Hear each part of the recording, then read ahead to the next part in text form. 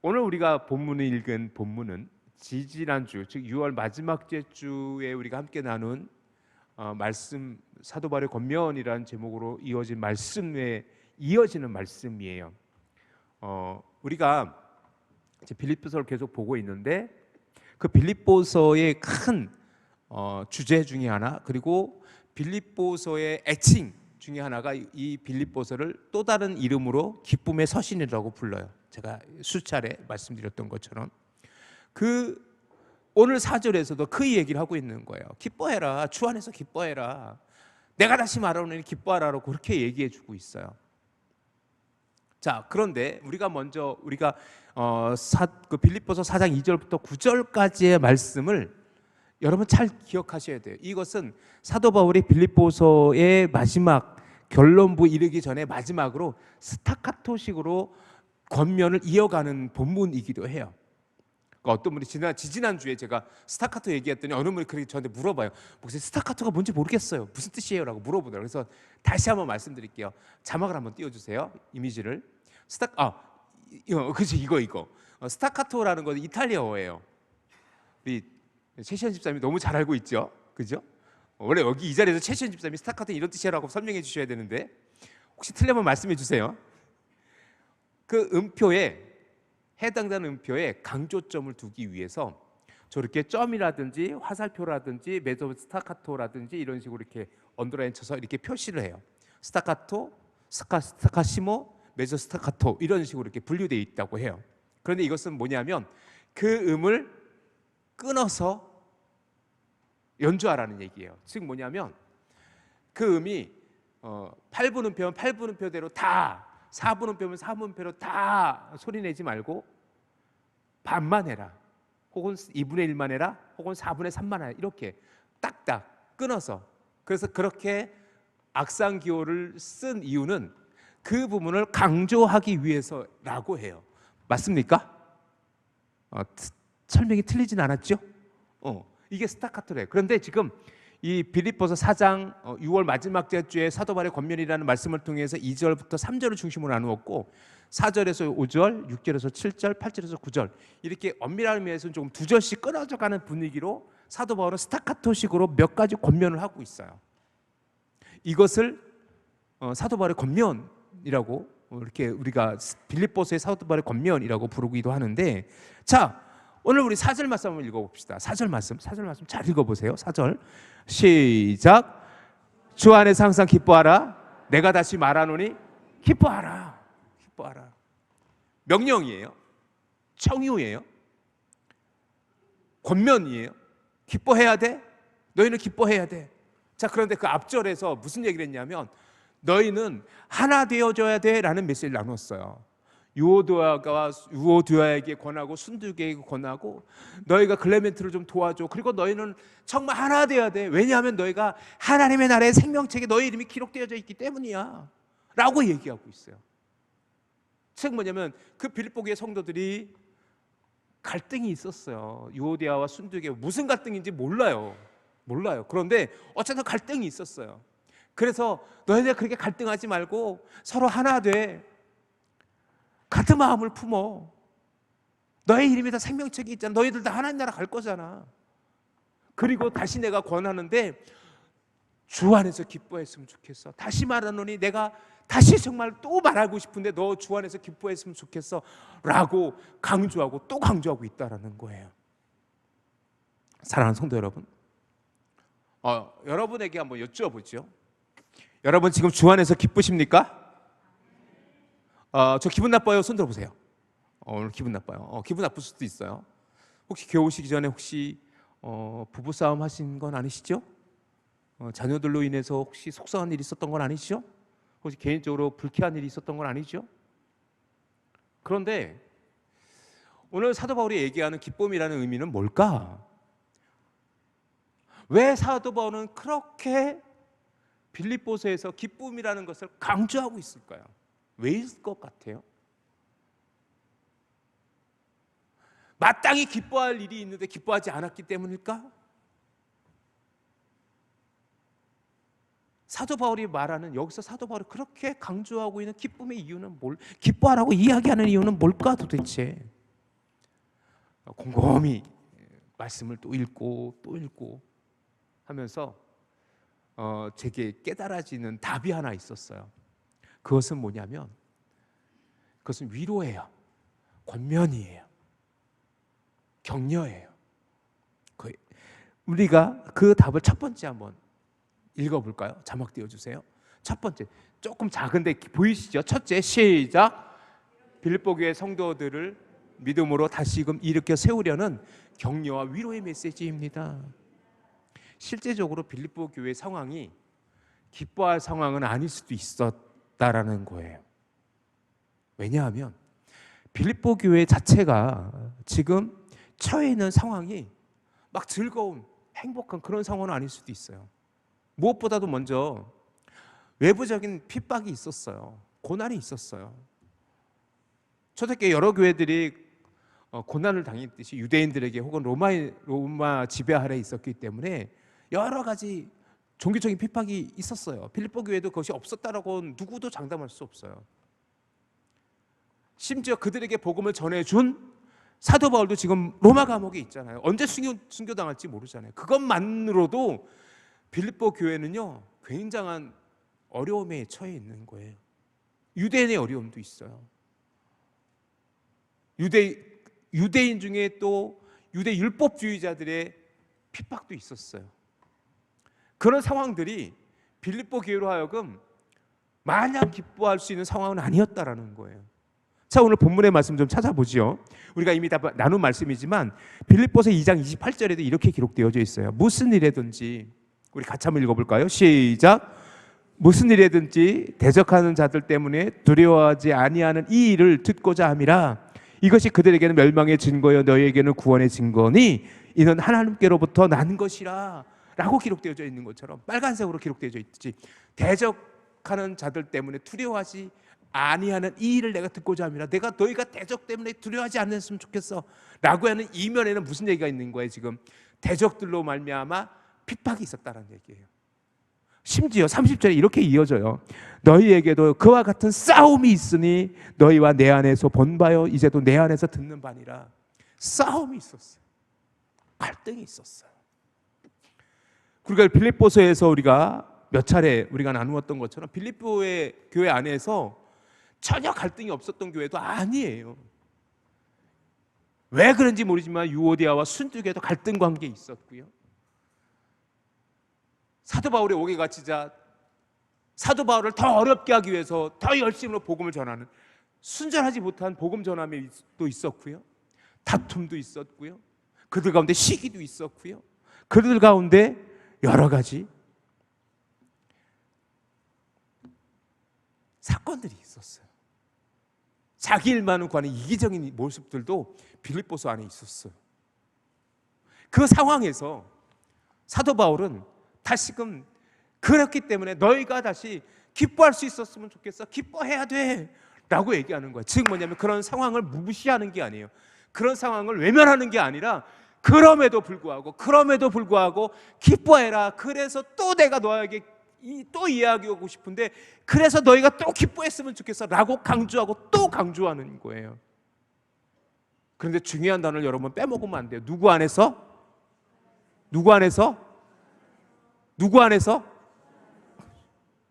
주 안에서. 즉 뭐냐면 우리가 기뻐해야 될 이유, 오늘도 내가 주님 안에서 기뻐 예배할 수 있는 이유가 내게 좋은 조건들, 내가 평안한 상황들, 그런 상황들 안에서 내가 기뻐할 수 있는 것을 기뻐하라는 것이 아니에요. 그럼에도 불구하고 기뻐할 수 없다 손 치더라도 누구 안에서? 주 안에서 기뻐하라고 그렇게 사도 바울은 우리에게 이야기해 주고 있는 것입니다. 이것은 뭐냐면 우리가 사도 바울이 이미 3절에서 얘기했듯이 우리의 이름, 그 이름들이 바로 생명책에 있기 때문이야. 생명책에 있기 때문이야 라고 이야기하고 있잖아요.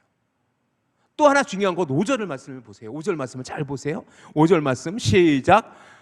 너의 관용을 모든 사람에게 알게 하라. 주께서 가까우시니라. 4절과 5절을 연결해서 볼까요? 너희는 주 안에서 항상 기뻐해라. 내가 다시 말하노니 기뻐하라. 너희 관용을 모든 사람에게 알게 해줘. 왜냐하면 주께서 가까우셔. 주께서 가까우시잖아. 주께서 가깝다는 건 뭐예요? 이제 곧 주님이 다시 오실 거야. 우리는 그런 믿음이 있잖아요. 그러니 뭐예요? 이 땅에서의 어려움도 알아요. 이 땅에서 여러 가지 갈등의 상황에 놓인 것도 알지만 그것 때문에 불평하고 원망하지 말고 주 안에서, 주님께서 곧 오실 거니까 주 안에서 너희가 기뻐하고 즐거워했으면 좋겠어. 기뻐하고 또 기뻐했으면 좋겠어 라고 사도 바울은 우리에게 이야기해 주고 있는 것입니다. 사랑하는 성도 여러분, 여러분은 어때요? 여러분은 주님 때문에 기뻐하십니까? 주님이 가까우심을 믿어요? 그러면 비록 지금 우리의 상황이 녹록지 못하고 때로 우리의 상황이 조금은 좀 어려운 상황에 놓여 있을지라도 그것이 누군가에게는 엄청난 고통일 수도 있어요. 지금 이 자리에 예배드린 성도님 중에서도 많은 고난 가운데 이 자리에 예배 자리에 나오신 분도 계실지도 몰라요. 그런 분에게 특별히 하나님의 위로가 더해지기를 주님의 이름으로 축원합니다. 그리고 오늘 그 주님의 위로가 오늘 우리에게 기뻐하는 이유가 되어질 수 있고 우리가 감사할 수 있는 이유가 되어질 수 있기를 주님의 이름으로 축원합니다. 기억하십시오. 그래서 두 번째 우리가 꼭 기억해야 될 것은 뭐냐면 왜 우리가 기뻐하고 또 기뻐해야 되냐면 주께서 가까우시기 때문이에요. 둘째, 시작. 주님께서 다시 오실 그날이 가까워졌기 때문입니다. 꼭 기억하시기 바랍니다. 그러니 뭐예요? 여전히 이 땅에서 우리가 주님의 은혜 때문에 오늘 감사하고 또 기뻐하고 또 주님을 예배하는 우리 믿음의 성도들이 되어질 수 있기를 주님의 이름으로 축원합니다. 여러분 나중에 이 땅에서 하나님이 주신 생명을 다 하고 나서 다 살고 나셔서 천국에서 눈 뜰 자신 있으세요? 다시 한번 여쭤볼게요. 찬양대. 여러분 나중에 시간이 지나서 여러분이 이 땅에서 생명을 다 끝내고 죽었어요. 그럼 눈을 딱 죽고 나서 눈을 딱 다시 뜰 거잖아요. 여러분 눈 떴을 때 천국이에요, 지옥이에요? 난 지옥 갈 것 같아요. 손 들어보세요. 높죠? 여러분 눈 뜨면 어디예요? 믿습니까? 그래요. 여러분 천국 갈 거잖아요. 천국 가서 천국 가는데 이 세상에 있는 것들을 가지고 좋은 옷 싸가고 좀 좋은 보석 싸가고 좋은 차 싸들고 가서 천국에서도 그거 갖고 차 타고 다니고 그거 갖고 옷 좋은 옷 입고 다니고 멋진 반지 끼고 다니고 그럴 거예요? 그럴 일 없잖아요. 천국 가면 그보다 더 좋은 게 많겠지요? 저도 안 가봐서 모르겠는데 요한계시록 읽어보니까 천국이 지금 우리가 사는 이 동네보다 조금 더 좋은 동네 같아요. 그러니 뭐예요? 그때가 가까이 오기 때문에 우리는 뭐예요? 오늘 비록 조금은 버겁고 힘든 삶일지라도 누구 안에서? 주 안에서 기뻐하고 감사할 수 있는 저와 여러분이 되어줄 수 있기를 주님의 이름으로 축원합니다. 그런데 우리가 정말 기뻐하고 감사하기 위해서 우리의 삶은 어때야 돼요? 갈등하면 안 돼요. 그래서 사도 바울은 의도적으로 5절에 그래서 기뻐하고 기뻐해라. 그리고 또다시 스카타카토식으로 또 한 가지 권면한 게 뭐냐면 너의 관용을 모든 사람에게 알게 해라. 너의 관용을 모든 사람에게 알게 해줘 라고 권면하고 있어요. 그래서 관용이라는 뜻을 여러분 잘 알고 계시죠? 관용의 또 다른 표현을 하면 두 글자로 뭐라고 할 수 있어요? 용서라고 할 수 있어요. 그런데 이 관용이라는 단어는 그렇게 단순한 단어가 아니에요.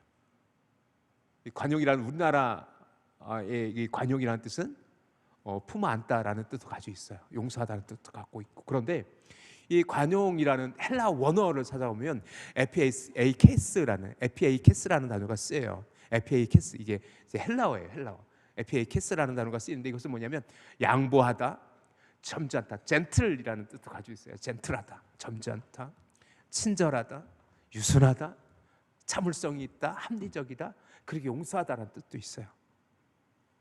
그러니까 뭐냐면 너희 모든 사람이 너희가 점잖았으면 좋겠어 이렇게 번역해도 되고요. 너희가 너희의 유순함을 모든 사람이 알게 했으면 좋겠어 라고도 번역해도 되고요. 너희가 용서하는 걸 모든 사람이 알게 했으면 좋겠어 라고 번역해도 돼요.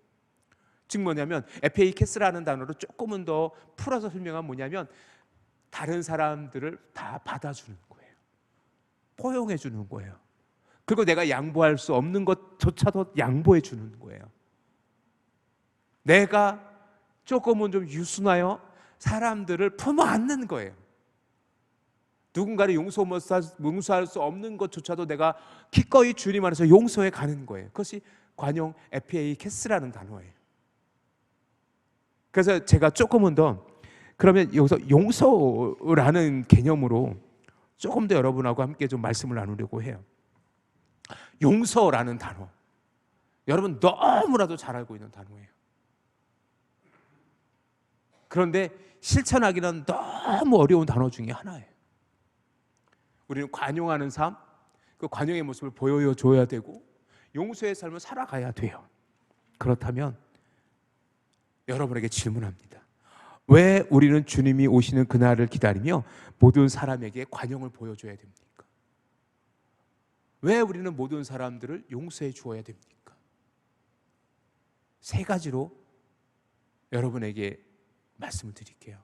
첫 번째 가장 중요한 것은 뭐냐면 슬라이드로 띄워주세요. 첫 번째 1번 시작.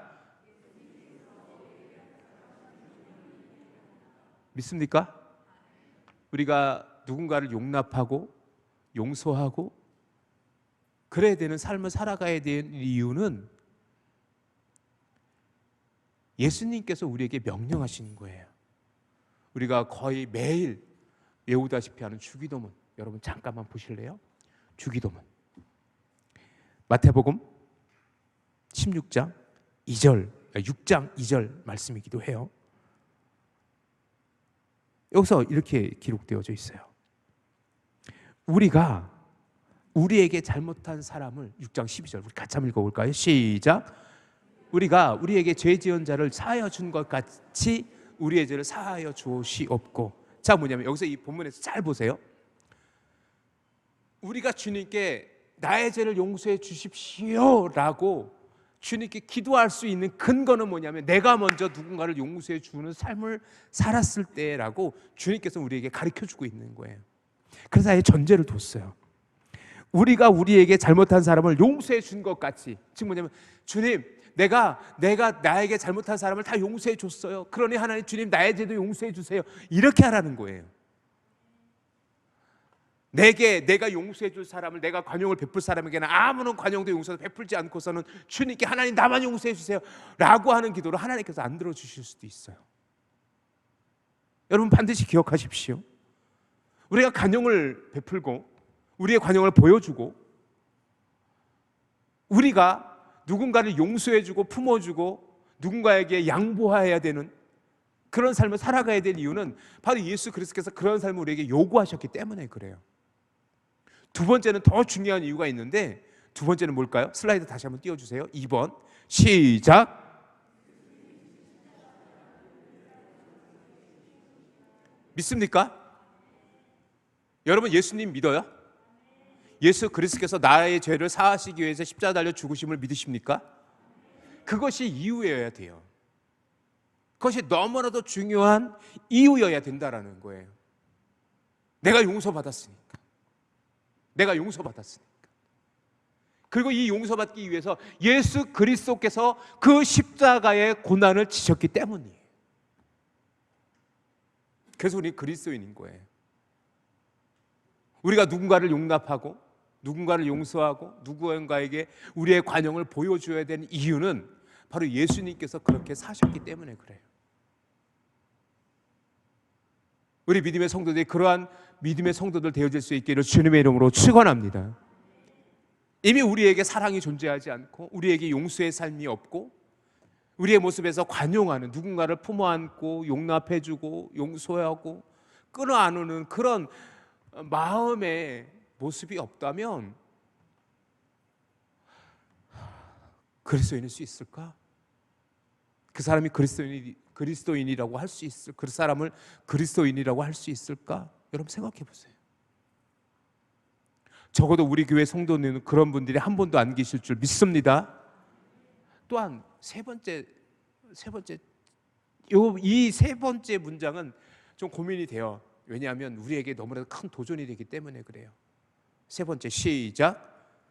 그리스도인이 누구인가, 그리고 교회 공동체가 어떠한 모습이어야 하는가를 세상 사람들에게 알려주어야 하기 때문이다. 오늘 본문에서 잘 보세요. 너의 관용을 모든 사람에게 알게 하라라고 했어요.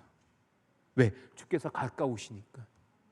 주께서 가까우시니까 너의 모습을 통해서 너의 관용을 보여줘. 그 관용은 누구 거예요? 원래 예수님께서 우리에게 보여주셨던 거예요. 예수님께서 우리에게 명령하셨던 거예요. 그 관용을 보여주라고요. 왜? 왜냐하면 그것이 그리스도인의 본 모습이기 때문에 그래요. 그리스도인의 아이덴티티, 정체성이기 때문에 그래요.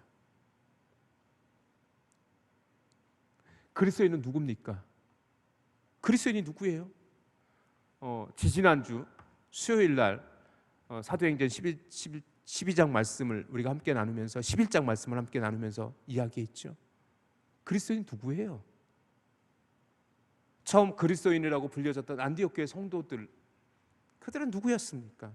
다 그리스도를 닮은 사람들이에요. 그리스도를 그냥 왜 안디옥 교회 성도들이 왜 그리스도인이라고 불렸어요? 세상 사람들 그 스스로 이름 진 게 아니라, 나는 그리스도인이라고 한 게 아니라 믿지 않는 사람들이 안디옥 교회 성도들을 보고 당신 그리스도인이야 라고 불렀어요. 그 그리스도인이라는 뜻은 뭐예요? 너 예수 그리스도, 그 십자가에 달려 죽은 예수 같아, 그리스도 같아. 그래서 그리스도인이 되어진 거예요. 우리가 그리스도인이 되어진다라는 것은 뭐냐면, 이러한 삶을 주 안에서 기뻐하고 주 안에서 관용하며 주 안에서 주님 오심을 기다리는 그 모습이 그리스도인의 정체성이에요. 그리고 우리 교회 공동체는 그러한 공동체여야 돼요. 그러한 공동체여야 돼요. 그 속에서 우리는 교회구나, 교회야 라는 모습들로 보여지는 거예요. 그리고 주님께서 가까이 오실 그때에, 지금 이 종말의 때를 살아가는 우리들에게, 믿지 않는 세상 사람들에게, 그래 바로 내가 그리스도인이고 그렇기 때문에 너희는 나를 봐봐, 나는 너희를 용서해 줄 거야, 그리고 주님께서는 나를 용서해 주셨어 라고 이야기할 수 있는 거예요. 그것이 교회의 그리스도인이고 교회 공동체의 모습이에요. 그런데 한국 교회를 지금 봅시다. 우리 교회 말고 갈등하는 교회가 왜 이렇게 많아요? 되려 세상이 교회를 걱정하잖아요. 교회가 왜 저러냐고. 안 돼요. 그러면 정말 안 돼요. 주 안에서 서로 용납할 수 있어야 돼요. 주 안에서 서로가 사랑할 수 있어야 돼요. 주 안에서 온전한 기쁨을 나눌 수 있는 우리 믿음의 성도들이 되어질 수 있기를 주님의 이름으로 축원합니다. 반드시 기억하십시오. 반드시 기억하십시오. 주님께서는요, 우리에게 그리스도인이라고, 너는 하나님의 자녀라고 부르셨잖아요. 우리에게 하나님의 관용을 베푸신 그 관용을, 너희가 이제 너희의 관용을 세상에 보여주라고 오늘 얘기하고 있잖아요. 그런 믿음의 성도가 되어질 수 있기를 주님의 이름으로 축원합니다. 볼프강 후보라는 사람이 있어요. 이 후보라는 목사님께서 그리스도의 교회는 온 세계가 서야 할 장소에 있다. 그것이 대리적으로 세상을 섬기는 한에서는 교회는 세상을 위해서 존재한다. 즉 뭐냐면, 이걸 쉽게 번역하면 이거예요. 그리스도의 교회는 온 세계 곳곳에 세워져 있고 그곳에서 하나님을 섬기되 세상을 대리하여 하나님을 섬기고 그 세상을 위해서 존재하는 곳이 교회야 라고 얘기했어요. 결국 교회라는 것 존재 자체가 무엇이냐면, 교회를 통해서 그리스도가 보여져야 되고 교회를 통해서 복음이 증거되어져야 되는데, 그것이 성도들의 기쁨의 삶이고 성도들이 관용하는 모습이라는 거예요. 그것이 오늘 빌립보서를 통해서 사도 바울이 우리에게 또다시 권면하는 거예요. 그러면 우리는 어떻게 그렇게 되어질 수 있습니까? 6절에서 7절 말씀 다시 한번 읽어볼까요? 6절에서 7절 말씀 다시 한번 읽어볼게요. 시작. 아무것도 염려하지 말고 다만 모든 일에 기도와 간구로 너희 구할 것을 감사함으로 하나님께 아뢰라.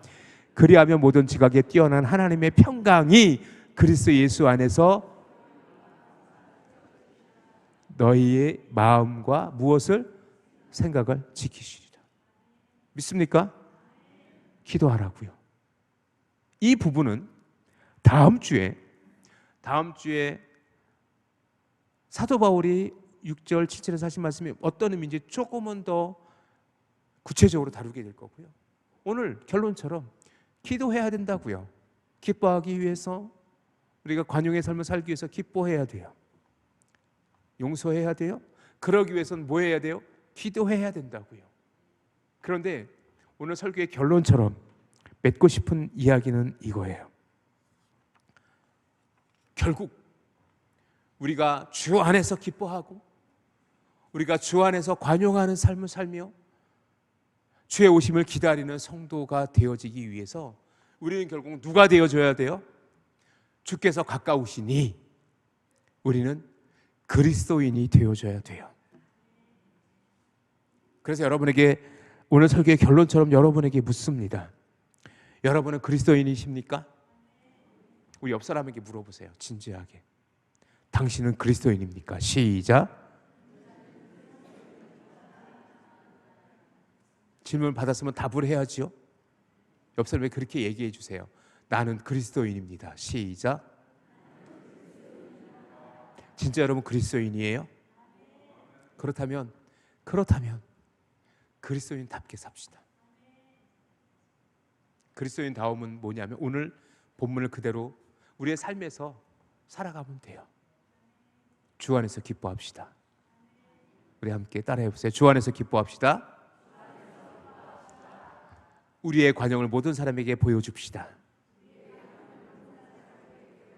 그래야 되는 거예요. 그렇게 되어져야 돼요. 우리 믿음의 전입교회 성도 모두가 그런 믿음의 성도님이 되어질 수 있기를 주님의 이름으로 축원합니다.